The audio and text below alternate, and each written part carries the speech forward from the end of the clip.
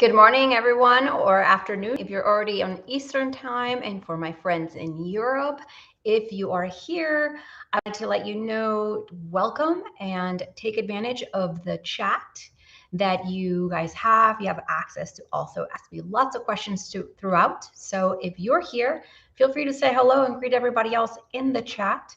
I also have Paula here in my team with me to help me out this morning. So welcome to everybody that is here. If you can hear me, we're totally just testing this as well today. Just make sure you say something. I'm going to type just as we speak, just so you know this is live. Can you guys hear me? So I wanted to here, and we are going to go over so many things today that my community members have asked me for this chat for a long time. And we are just wanted to welcome you to this. I see that some of you guys are here, so welcome. I'm going to switch over to all the live chat. Great. Hello, Vanessa. How are you?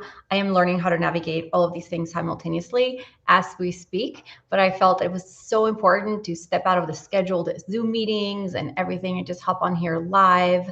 Hey, Rita, Renee, how are you? Hey, Paula, welcome. And I know that I only order or offer this to the members of my community because it's something that I want everybody to take advantage of. Good morning, Lucille. And if you guys want to also, just so you guys know, you have the opportunity to interact with each other. I am going to introduce some topics that I'm really excited about that I feel like I share with you in my emails and in a lot of the content that I create and talk to you about. So the first thing, of course, most of you guys know me from cooking and my videos and the recipes that I share with you every single week. You probably have heard me talk about some of like the meal plans and why I love to meal plan. Today I really wanted to introduce to you some of the background on why it is that I do what it is. And I'm so passionate about sharing it with you from meal planning. It's just really not about eating healthy, or I actually dislike the overuse of the word healthy, because healthy to me is different than what it is healthy to you. And you may be at a different stage in your life than what I am. And I'm far from eating. I don't eat perfectly all the time either. But the 15-year-old me would be so proud of where I am today and how far I've come because of the tiny changes that I have made along the way. It wasn't an easy journey, and I know that many of you read my emails and comment and reply to some of the stories that I share that are all true and all experienced. And they're the stuff that I pull all of this content from, right? So when I was 15 years old, I did not have a really good relationship with food at all. I came to the United States from Spain in my teens, and food was very different. And I just gained weight. My mom was like, "You're gaining weight even drinking water." Like, she didn't even know how to help me at the time. And now that I'm a parent, I can see how, desperate she was to just help me, because she knew that I wasn't happy because I was overweight. I didn't play any sports. I was embarrassed to exercise. I just wasn't athletic. Hey, Dunia, hello, Hassas, welcome. Thank you for having my books. I wasn't athletic. I really disliked physical activity. Mostly, it wasn't the activity itself. I disliked eating food. I disliked activity. Because how I felt about myself at the time. And little did I know that I had been ingrained with certain beliefs about food from an early age, just by how the adults around me spoke about food, how they introduced food. And I have tried really hard to break those patterns and break those habits over the years. And today I really want to show you how you can change the way you feel when you eat something that traditionally it's quote, and I'm doing air quotes, it's like it's not good for you, or it's not a good for you food or it's not in your allowed list. I want to kind of help you maybe shift how you label certain food. I want to help you maybe change the dialogue and narrative that you're having in your thoughts with yourself about what you eat and when you eat and how much you eat, because I know that this is a struggle that something I've struggled with over the years, and something that a lot of women in my community struggle with. So I just want to take a quick second and welcome again all of you that are here. I know you're taking the time to be here with me and with each other out of your busy day. Hello, Stephanie. Hello, Vanessa again. And thank you for being here. I don't take your time for granted. So I have this jam-packed session with just thought-provoking things that I want you to think about, to hopefully one of them you can take away and implement, and as well as I'm going to give you some quick and easy action steps that you can do. This is totally live and scripted. I'm kind of, I have like 4 bullet points, which is what, if you receive my emails because you're here today, that's all I have. I just want to help you guys in a group setting, the same way that I help my clients throughout, and hopefully some of the things that you've read from what I've shared over the years. I will have time to answer questions, and if there's something that I say and you have a question, please feel free to type it. If I don't address it right away, maybe I missed it, but I'm going to have Paula, is helping me today, make sure that I don't miss it. So the first thing I wanted to talk to you about today is food is not our enemy. So I know that many of us have feelings around the food that we purchase, the foods that we eat, the recipes that we make. A lot of it has to do with how food is marketed and how food has really shifted from something that people ate for nourishment. Before there was newspapers and marketing and television ads and all of these, a lot of marketing budgets. People ate food to nourish their bodies at the end of a workday or throughout the day, just to keep going and keep working. So, and they ate what was available to them, and there was enough variety seasonally, and that's about it.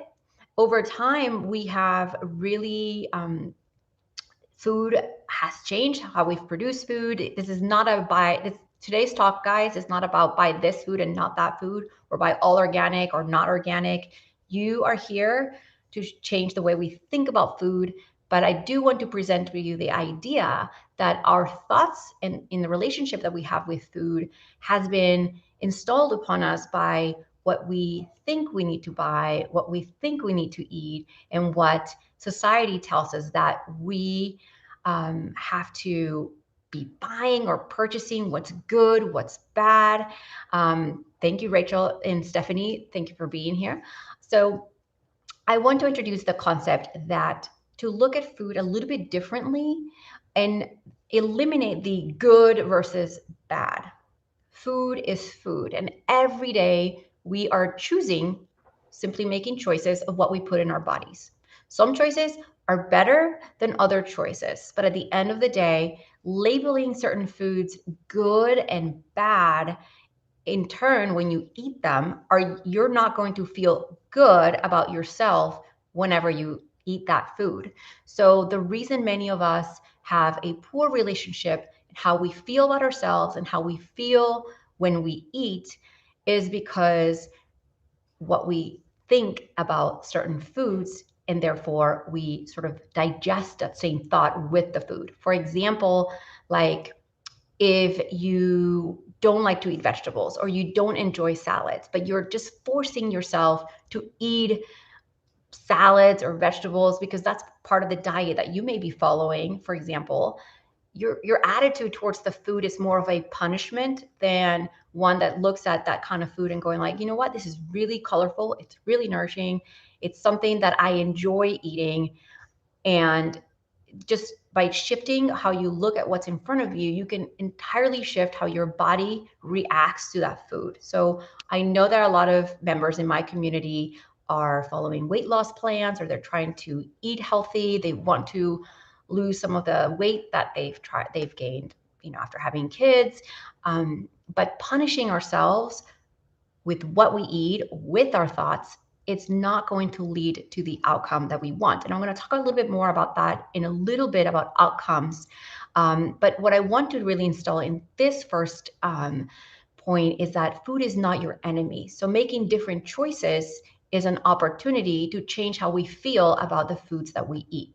Now, if you're sitting there going like, I really don't like broccoli, but they say it's good for me, so I'm trying to make it anyway, and I'm trying to get my family to eat it.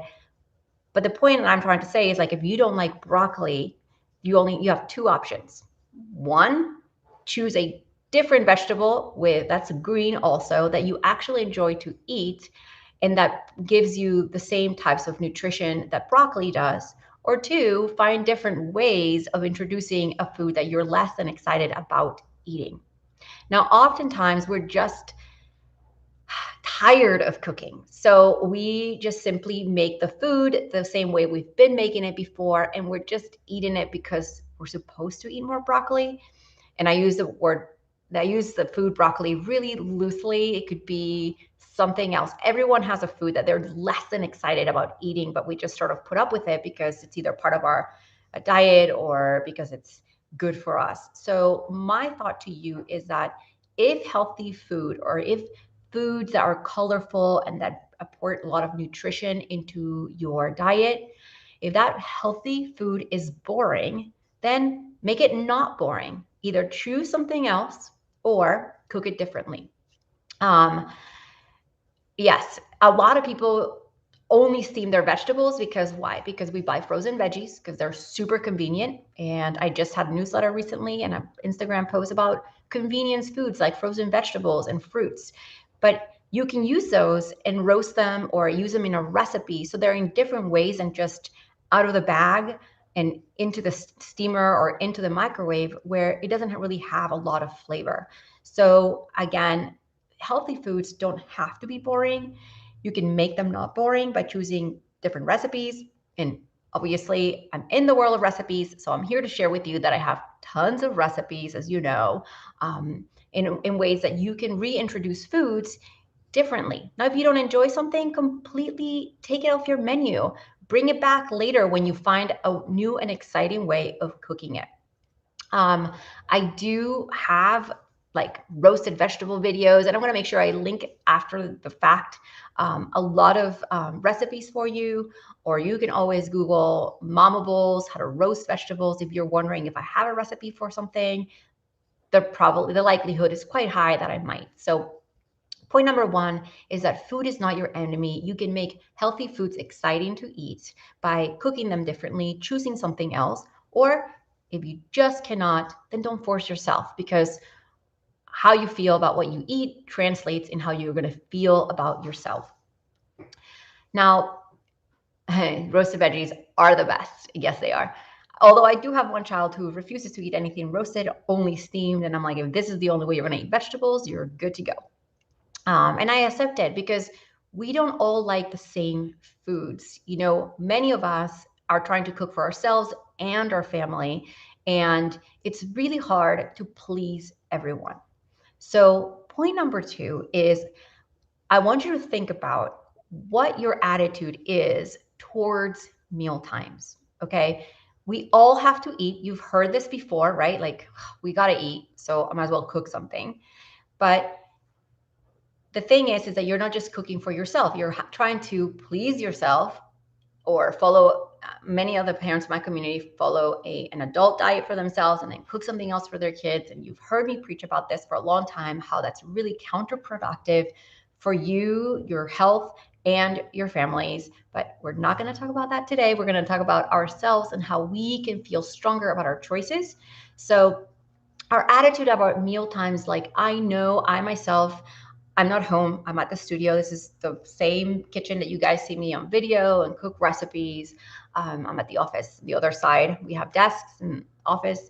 And I get home late, just like you guys. Or if you're home with kids, you're exhausted after a long day of parenting, chasing, cooking, cleaning, picking up some more. So I understand that when 6 o'clock comes around, the last thing we want to do is fight over food. So how you feel about food is reflected when you cook, when you serve it, by the time you get to the table, by the words that you use when you tell your family what you're going to eat today. And unfortunately, our kids who, that saying that kids are sponges, they absorb the same feelings that we have towards certain foods, they absorb it. It doesn't mean that if you don't like fish, and you have a child that likes fish, that they're going to dislike seafood. What I'm saying is if you yourself don't have a positive relationship with food, or you're constantly putting yourself down over, oh, this food didn't turn out good and this wasn't really that great, they are going to absorb that same attitude towards the meal. um, and they're going to grow up doing, we've all turned in one way or another, we've all seen ourselves turning to our parents, and that is where that comes from the things that we observe as children that we can't comprehend, but then we do them as adults. Now, for example, I grew up in a culture, in Spanish culture, where we eat a lot of different meals and we cook for families. And I just distinctly remember, I grew up with my grandparents, so I distinctly remember my grandmother always putting down food that I felt and I thought that tasted amazing, right? She would bring it to this table, and even if somebody said, and I'm like, wow, this is really good, she would go, oh, it needs salt. Oh, it's not hot enough. Oh, it's just okay. Oh, the one I made last time was better. They're the tiny words that are used to describe the food, because maybe perhaps she felt like it needed more salt, but I absorbed it as, when you cook and you make all this effort on a meal that someone else perceives that it's good and you put it down, they absorb that self-deprecation, that my effort is not good enough. What I just made with good intention, it's probably not enough for them. So again, I just want to sort of, point out or bring out that the words that we use when we make the food, even if we just follow a recipe, or even if we just say, hey, I'm trying out this new recipe, I am not sure how it's going to turn out, it removes the confidence that we had when we're cooking the recipe or when we selected the recipe at the time of serving it to the table. So a lot of us, I'm not a trained chef. I just grew up cooking, with my family, with my grandparents, my mom. I absorbed a lot of the cooking knowledge through, just watching my grandmother and my aunties cook. And then I taught myself how to cook as an adult after I had kids. So everything that I share with you guys or in my cookbooks and the recipes that, that online and everywhere, that they are just what I've learned how to cook as an adult just 10 years ago. And I'm refining the process, as we go.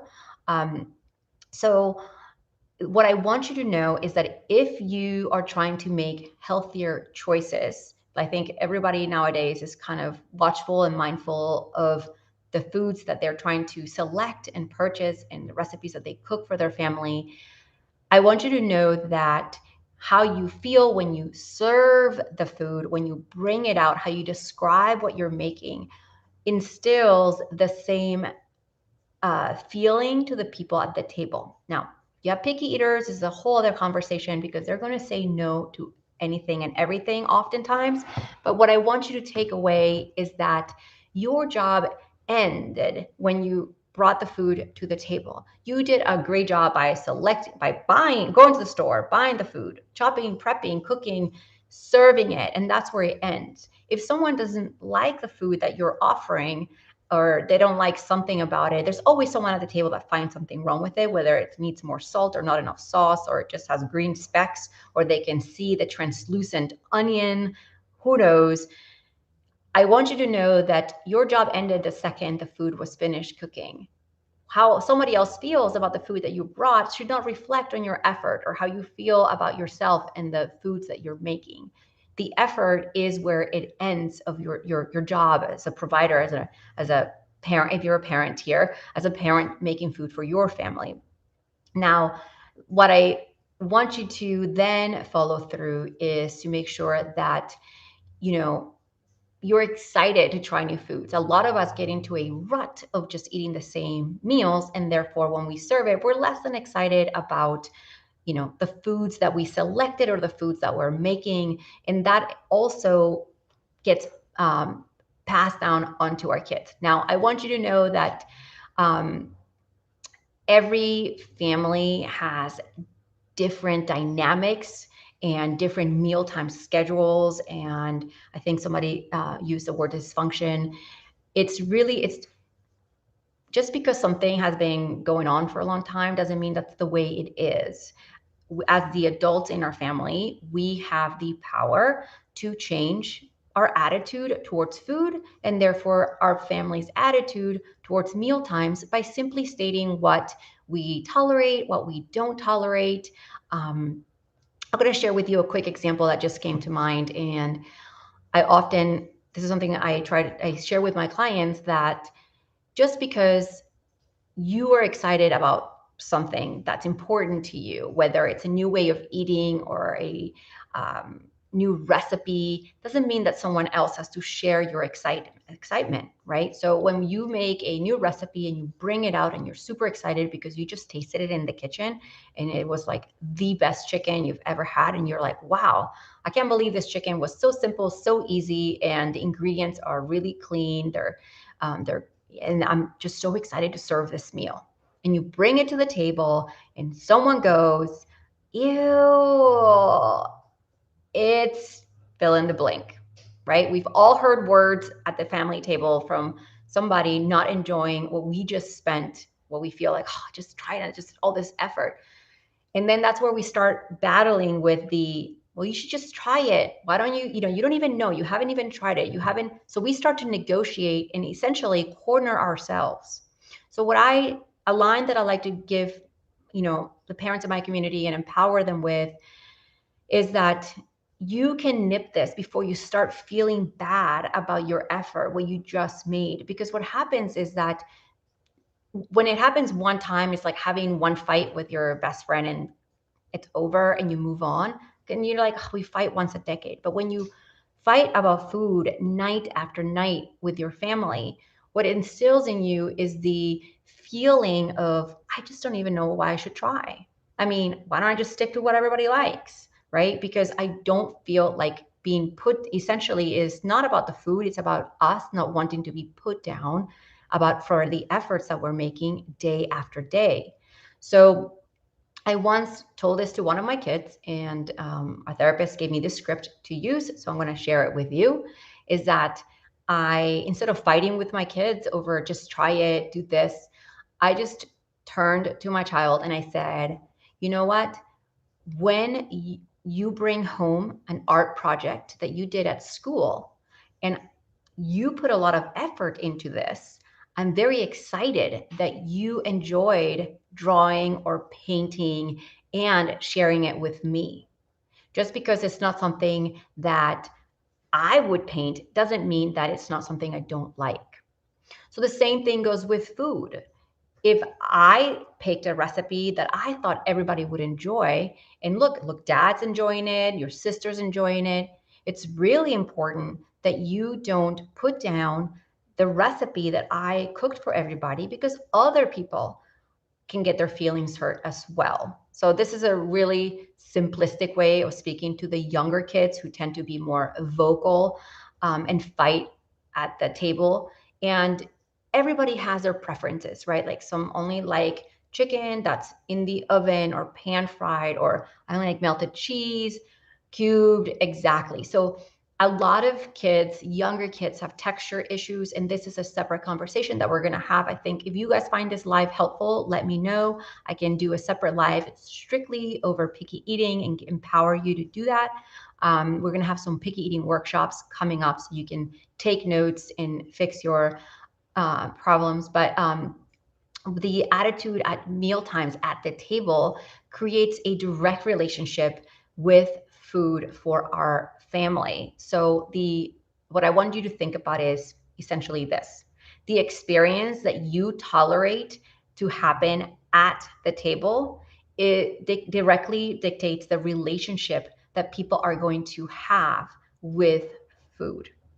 So what I'm trying to show you here is that you have the power as the adult in the household to lead everybody else into making the changes that you want for yourself, right? If you're struggling to eat healthier and want support from your family, you can demand that by simply shifting how the attitude and the behavior, what's tolerated at home, because we have feelings too, right? Like we put so much effort into the foods that we make and the meals that we select, and then only to accept to being put down night after night. So I'm here to tell you that you can regain that power back at meal times. And again, it's about reintroducing foods in different ways, not, having, if you know that everybody is not going to like it one way, perhaps you can just try new recipes, and I have all of those for you as well. But hey, Susan, welcome. And I'm thrilled that you're here. The next point that is super important that I kind of mentioned a little bit in a recent email is about punishing the behavior that we want to see in ourselves. So I have a shy kid. I'm going to elaborate a little bit, but I have a shy kid, right? And he is now in his teen years, and he literally comes out for meal times. Like he's always in his room, he's reading, watching movies, he is gaming with his teenage friends. And my husband and I, like, we joke, like, man, he's like our puppy. Like he comes out for meal times and he's so excited, and then he retreats to his room. But when he joins us, he's just naturally shy, and he enjoys the company in his room, and that's also a teenage thing. But since he was young, okay, when we had people over, he's never been the most social. So there is the parent that says, oh, it's so nice that you finally chose to join us. Like, oh, you've graced us with your presence. Oh, we've been waiting for you to show up. Okay, so while we are excited that they finally joined us, the words that we chose to use really actually puts down the effort of this child to come out and be social. So next time they're going to be less likely to come out and join everybody else. The reality is that we're excited that, we want to point out like, oh, I'm so glad you're here. But if we continue to tell them like, oh, I'm so glad, it's a very, we're literally putting down the behavior that we want to see in them, right? We want them to come out and join us, but it's going to happen less and less because they're going to feel discouraged to that effort that they just made. And we're excited they came out, but that's not how it comes out. So that is like, if you're a parent and you have a shy kid, or you observe that, for example, is a good one. Or I know that a lot of us, try to exercise or work out, and when we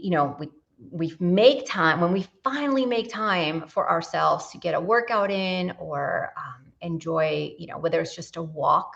Okay, it doesn't really matter what it is that you do, as long as you spend time moving. Our bodies are meant to move, but yet we put ourselves down often with our minds and with our words. We put down the effort that we just made to show up. And oftentimes it's a monumental effort. If you've got little kids, maybe you've had to drop the kid off at an in-laws, or you joined a gym that has like a little nursery, just so you can get that hour to yourself. Maybe you wait the perfect time between nap time and activity time to strap the kid in the stroller and then go out on a walk.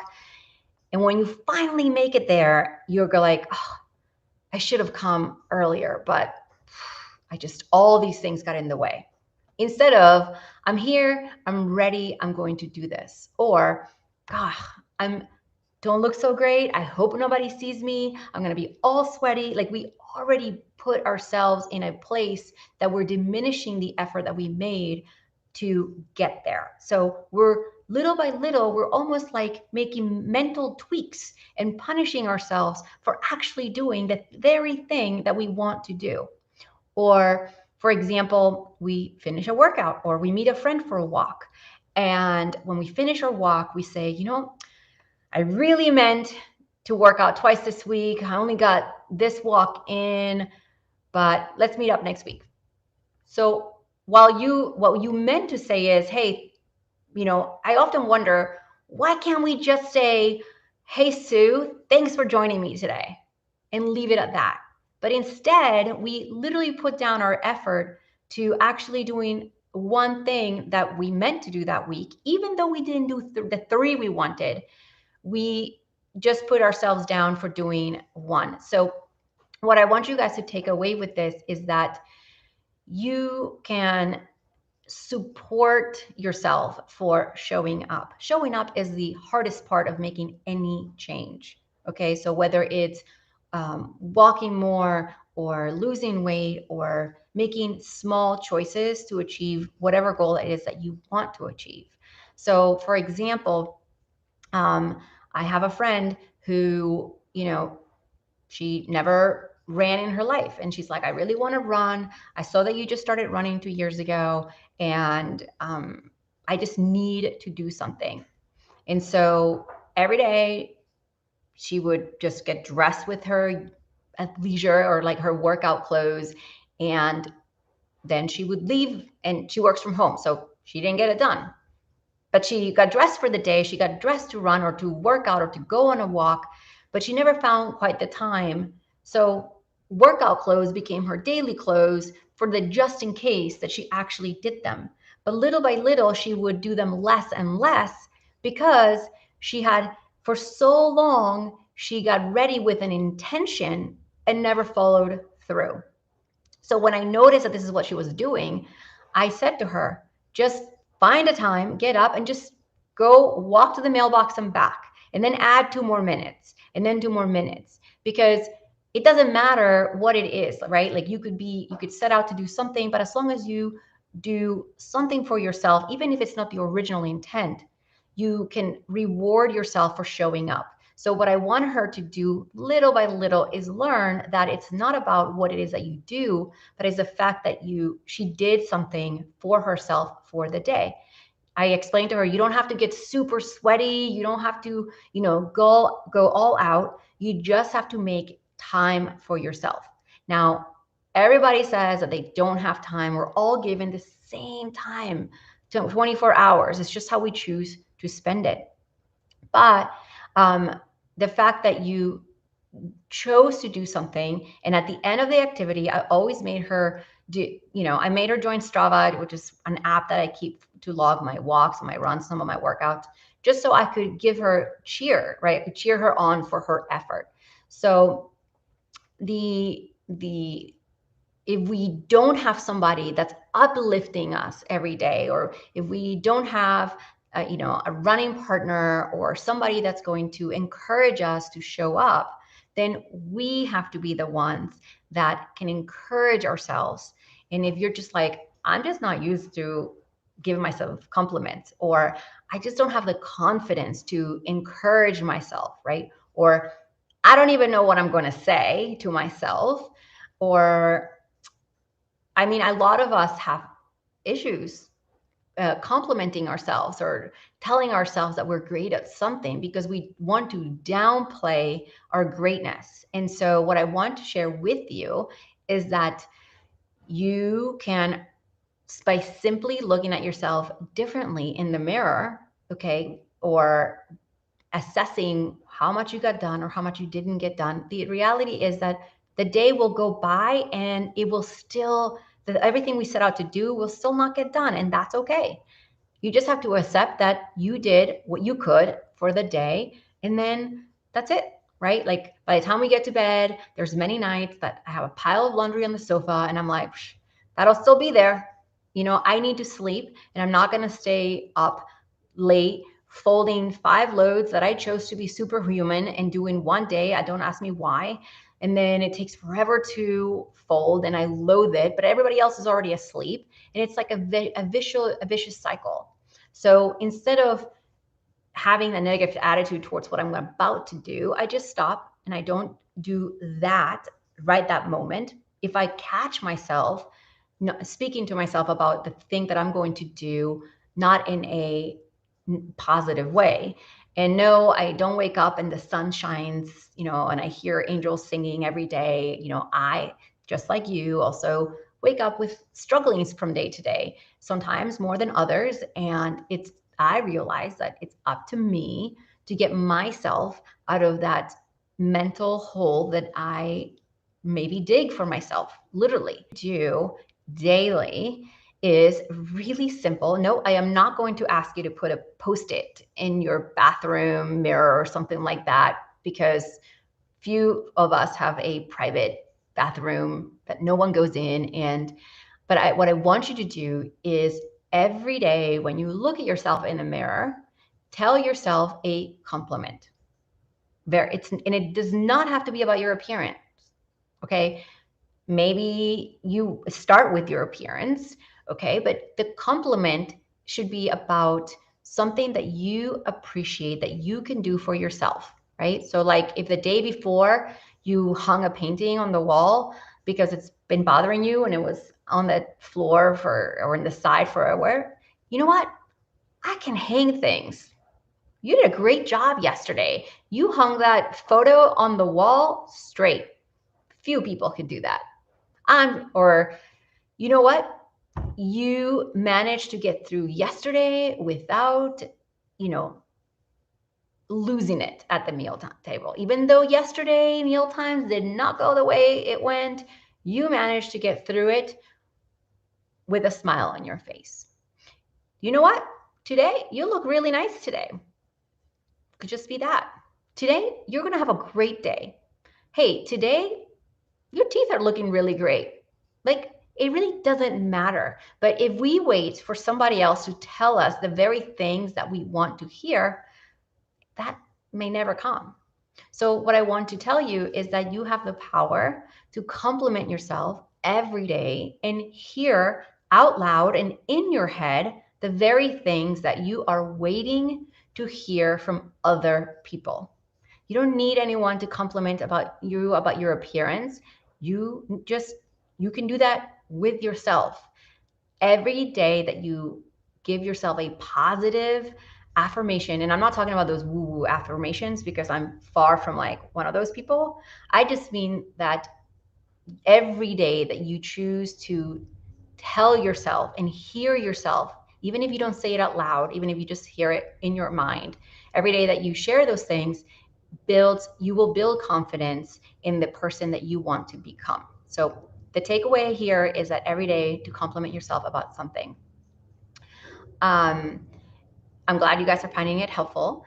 The last thing is that you're probably wondering is, okay, this is great for like a week. This is great for 2 weeks. I could kind of commit, but how do I do it long term, right? How do I make good choices daily for a long time? How do I make healthy eating part of my lifestyle? How do I make exercise part of my lifestyle? And the simple answer is that the way you make something stick is by shifting the attitude, which is we just spoke about, that you have about that very thing. Okay, so for example, if you want to lose weight, instead of punishing yourself with, oh, today I put on some weight, but tomorrow I'll get it off. Or if you missed a workout, oh, I'm worthless. I can't believe I missed a workout. Like eliminate all of that negative self-talk. I missed it today. Tomorrow I can do it again. I can try again tomorrow.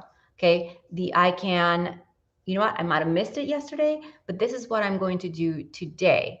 And it's not about punishing yourself for not doing something, because I just sent out an email about this very thing. It's about looking at our capabilities with a better set of glasses, right? Like, you are capable of doing really hard things. You just have to remind yourself that just because you didn't do the hard thing yesterday does not mean that you cannot do that very thing today. Okay. And of course, the way that you stick with anything long term is to have a very simple plan for what it is that you want to achieve, right? In my emails and the people in my community, you guys have heard me talk about the Family Kickstart program. And in the email that I sent out this week, I just shared that the biggest thing that I'm most proud of a 30-day program is not the recipes, and it's not the shopping list, and it's not like all of the stuff that I've carefully planned for you. So all you have to do is show up, right? Because I don't want you to make so many decisions that you become so exhausted with trying to implement something that you know it's positive for your family, right? That you know that you can do, that you know that recipes are going to taste good, right? Like, I want to eliminate as many choices as possible so that you can, just put in the work, right? All you got to do is show up. The rest is done for you. But what I'm most proud of is the changes that people have experienced by just trusting the process, right? Trusting that even if this recipe is not a family favorite, you still did your job by making it and putting it out to your family. And it's probably a new way of introducing an ingredient that hasn't gone over so well before, right? So maybe you've just been winging it for a long time, right? And you're like, oh, I just need help, but I don't know where to get started. Like, the whole mental overwhelm, when you lift that, you can actually show up and do the things that you need to do. So sticking to anything, there's no secret why some people can eat healthy for a long time and other people just fall off, like they say, like fall off the wagon.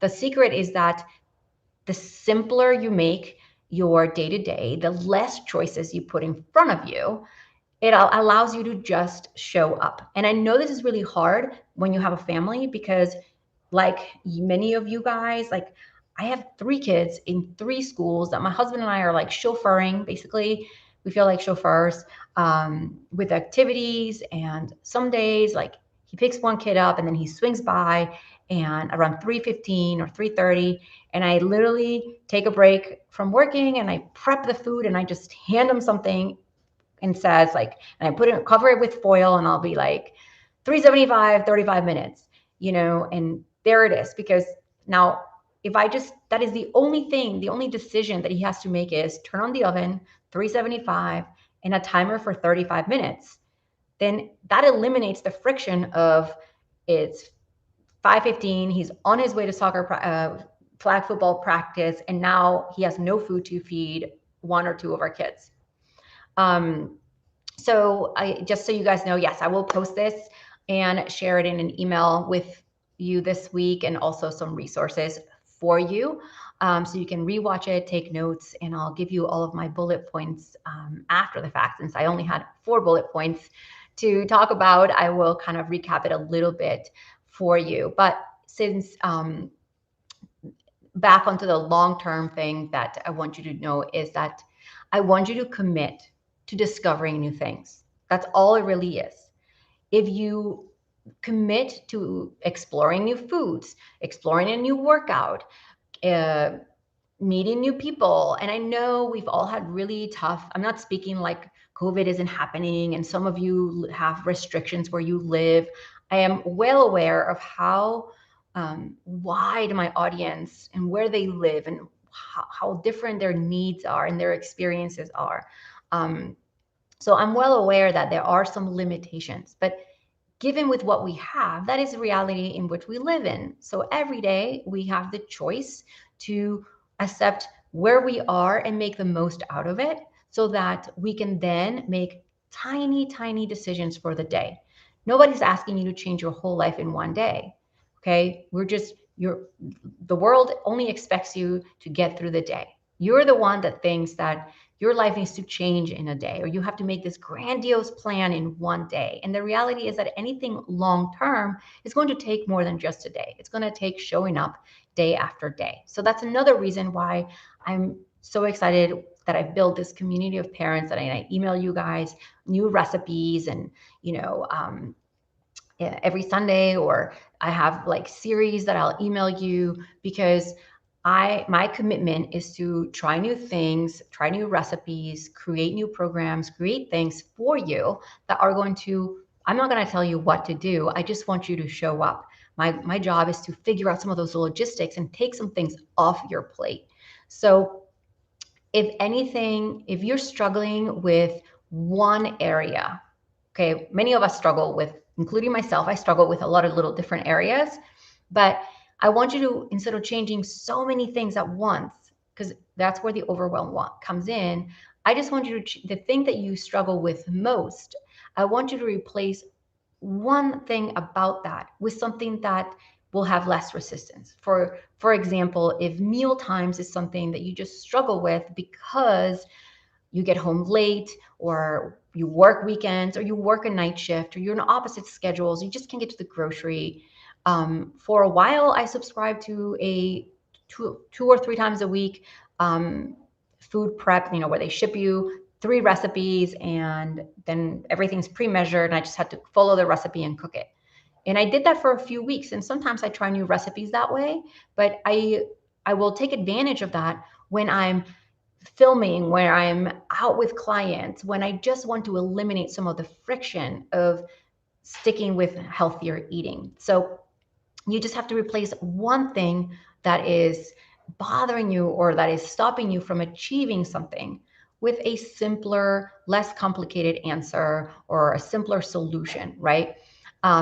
Because many of us, like, and I know this because I get hundreds of emails, and if I've ever replied to one of your emails maybe 2 or 3 weeks later from the newsletters that I send out, that's because I'm the only person reading that email inbox, and the only person emailing people back. And so, and I want to dedicate the time as I can, and so sometimes it just takes me a little longer, but I do read everything that people email me, and I know that sometimes people are just looking for like the next step, right? Like, what do I just do first? What do I do next, right?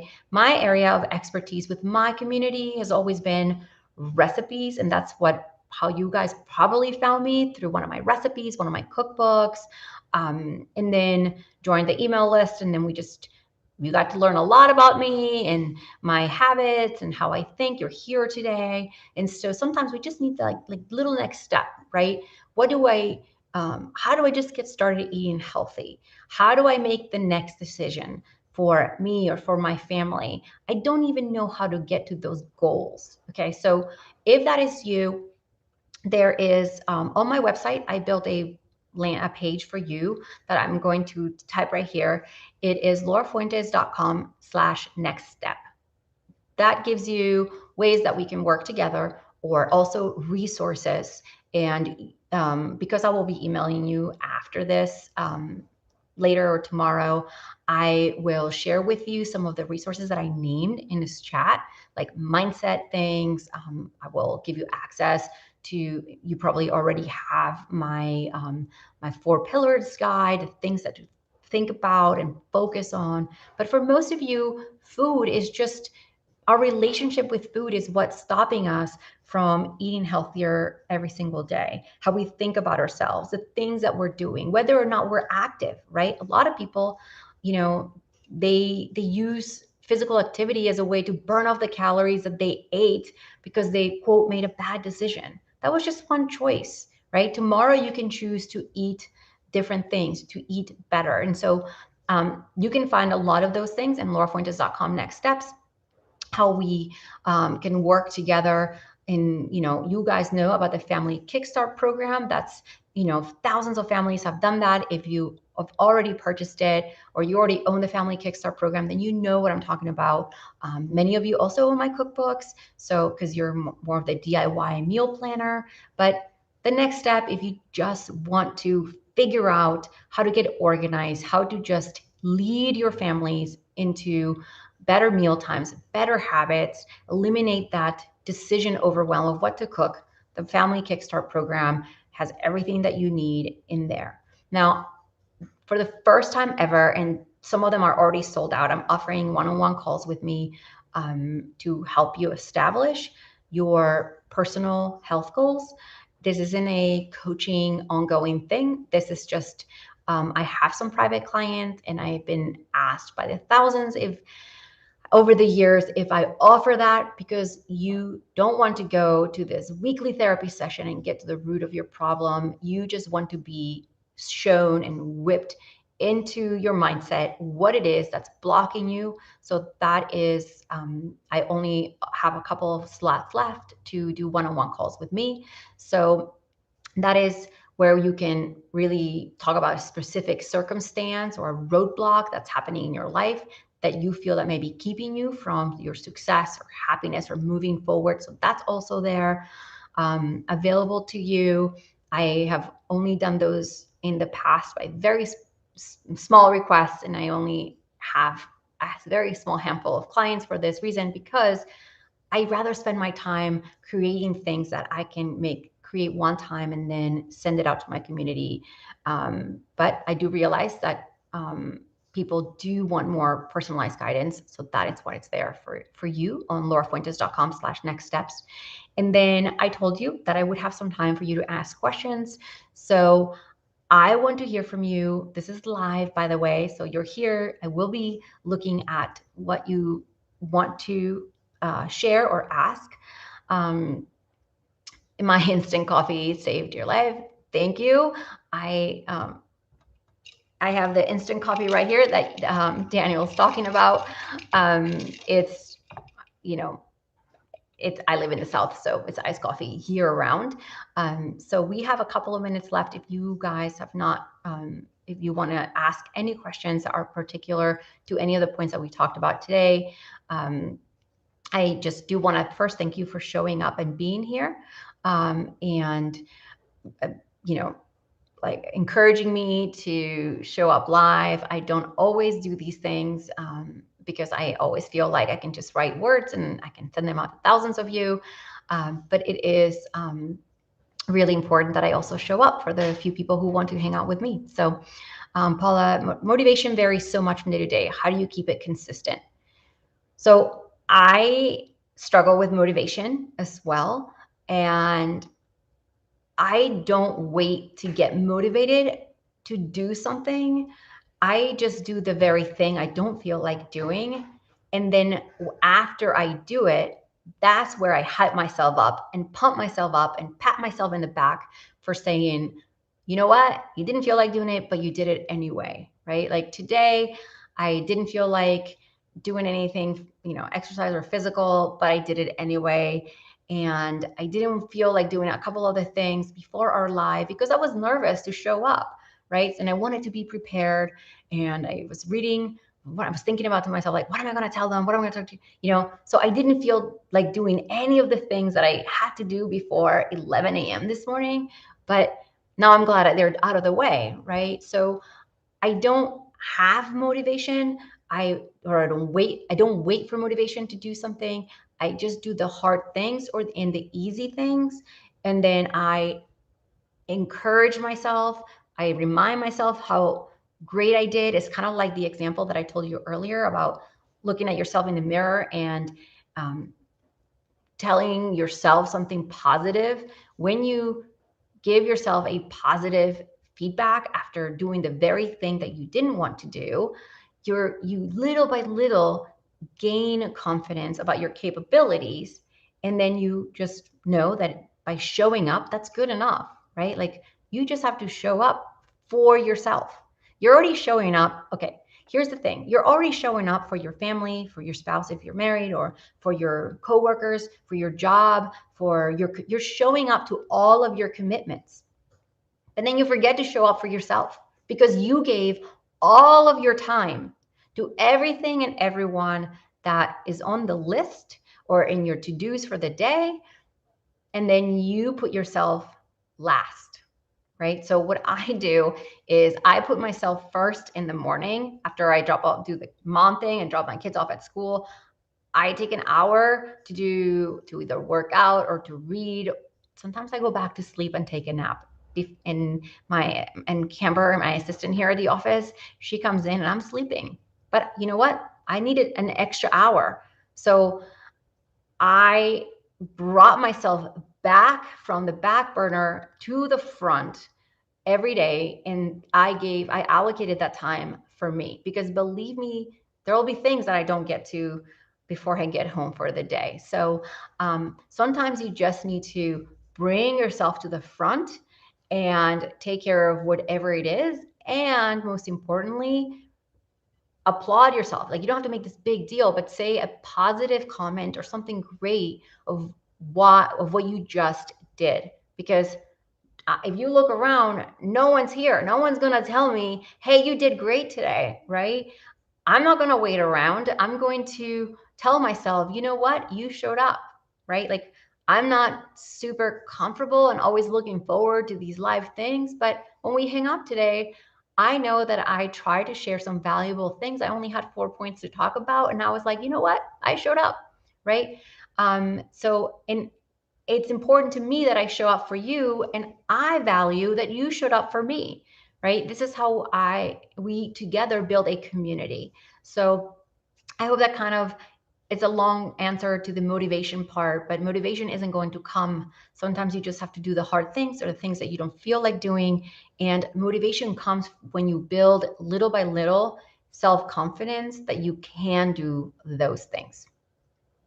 So we have time for a couple other minutes. Again, if you just want to learn more, I will email you some resources, and as well as allow you guys to check out laurafuentes.com next steps, because I feel that so many of you that you showed up today, the fact that you're here just shows me that you want more for yourself. You expect more from yourself. You just need to take that next step. And so I just want to thank you for being a part of my community and showing up with me today, and showing up for yourself to get, just if anything, to get a reminder to bring yourself to the front, to take that next step, to do what it is that it's important to you. Because in the long term, showing up is what's going to build that confidence that many of us crave and want. So thank you again for being here today. I feel I will be honest, it was a little awkward just to be the only one talking, but if this at all helped you, I'm so glad that you were here. And like always, I will be back in your inbox with, my stories and my chats and recipes. So until next time, I will see you guys again.